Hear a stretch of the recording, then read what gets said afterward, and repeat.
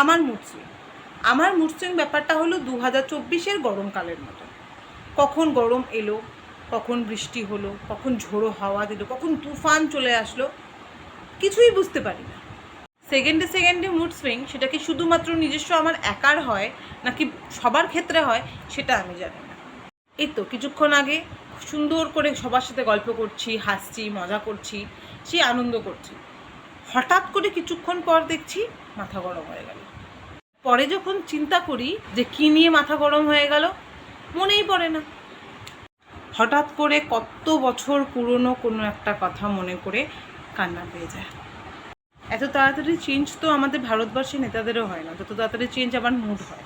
মাঝে মধ্যে মনে হয় শরীরের মধ্যে ট্যাগ লাগিয়ে ঘুরে বেড়াই যে আমার মুড সুইং হতে সাবধান। আবার কখনো কখনো তো এমন হয় যে খুব সিরিয়াস একটা মোমেন্ট চলছে, যেখানে সবাই হয়তো খুব রেগে আছে, নয়তো খুব দুঃখে আছে, সেই সময় হঠাৎ করে হাসি পেয়ে গেল। এরকম যদি আজীবগারিব মুড সুইং যদি আমি বাদে আর কারোর যদি হয়ে থাকে, তাহলে ভাই we made for each other. মাঝে মধ্যে তো মনে হয় যে এরকম টাইপের সিচুয়েশনে যখন আমি পড়ি, মানুষে কি মনে করে যে পাগল তো হয়ে যায়নি। ভয়ও লাগে যে মানুষ আমাকে পাগল মনে করে পাগলা গারদে ছেড়ে না আসলে হয়।